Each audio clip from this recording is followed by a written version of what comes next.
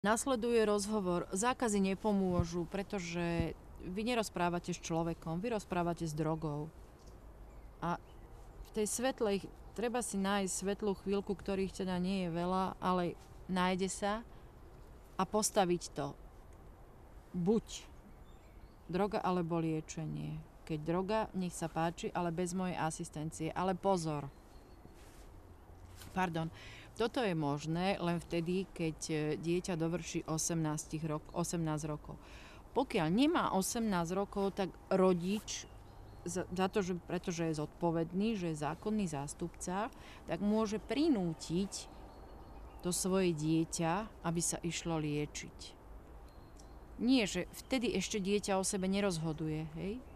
Rodič ho môže prinútiť, aby sa išlo liečiť, pretože v danej situácii, keď sa do toho dostane, už to dieťa nie je schopné o sebe rozhodovať. Takže áno, treba to v momente riešiť. Treba urobiť možno aj väčší humbuk okolo toho, ako daná situácia vyžaduje, skôr viac preto urobiť, ako potom už keď je neskoro.